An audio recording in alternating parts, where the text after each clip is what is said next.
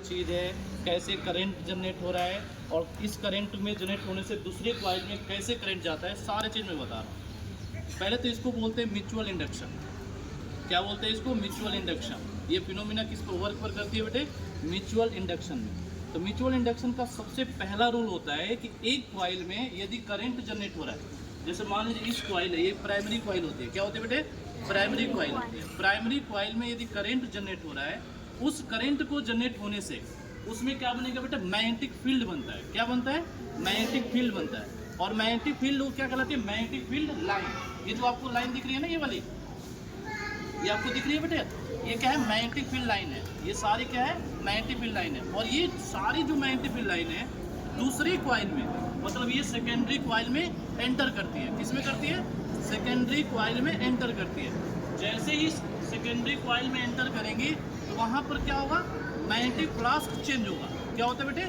Magnetic flux change होगा। यहाँ पर देखो मैग्नेटिक फ्लक्स क्या होता है। जैसे ये देखो कितनी लाइन है, ये जितनी लाइन इसमें एंटर करेगी उतना ही मैग्नेटिक फ्लक्स चेंज होगा।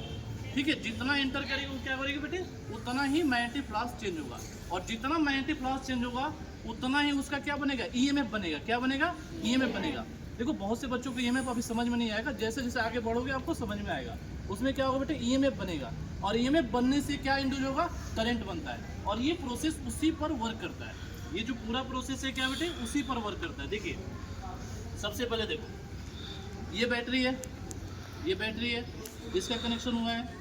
इसको हम क्या बोलते हैं? Primary coil. ये जो कॉइल बनी है ना, ये वाली, यही कॉइल क्या कहलाती है बेटे? प्राइमरी कॉइल होती है। अब ये जो बैटरी जो है, ये 9 वोल्ट की बैटरी है। कितनी वोल्ट की है? 9 वोल्ट की बैटरी है। और ये 9 वोल्ट की बैटरी कौन सा करंट देगी? DC current. क्या देगी बेटे? DC current. और हमें क्या चाहिए? AC current. तो अब इसके लिए क्या होता है? एक देखो ये वाला लगा हुआ है ना, इसको क्या बोलते हैं? ट्रांजिस्टर। क्या बोलते हैं इसे? ट्रांजिस्टर। और ट्रांजिस्टर क्या करेगा? डीसी को एसी में चेंज करता है। क्या करता है बेटे? डीसी को एसी में चेंज करेगा। और जैसे ही एसी में करंट में चेंज होगा तो अब इसमें क्या होगा? मैग्नेटिक फ्लक्स बनना चालू हो जाएंगे। अब ये जो मैग्नेटिक फ्लक्स है इस कॉइल में एंटर करेगा। इस कॉइल में क्या करेगा? एंटर करेगा। अब देखो इसमें तो इसमें इसके साथ कनेक्शन तो नहीं है। क्या इसमें कनेक्शन है इसके साथ? फिर भी ये बल्ब जो है ना ग्लो करना चालू कर देगा। बल्ब क्या होगा बेटे? ग्लो करना चालू हो जाएगा। इसी को क्या बोलते हैं? Mutual induction. म्यूचुअल इंडक्शन का मतलब क्या होता है कि दूसरे में करंट देने से, पहले में करंट देने से दूसरे कॉइल में करंट जनरेट होना, उसको क्या बोलते हैं? Mutual induction. तो ये म्यूचुअल इंडक्शन पर वर्क करता है। अब इसमें हमने कोई भी कनेक्शन नहीं किया। जैसे ही इसके पास लेकर आते हैं और ये जो स्विच है आपके पास ऑन और ऑफ करेंगे तो ये क्या होगा? इसमें करंट जनरेट हो जाएगा। देखो ये बल्ब ग्लो करना चालू कर दिया। आपको दिख रहा होगा या नहीं दिख रहा होगा?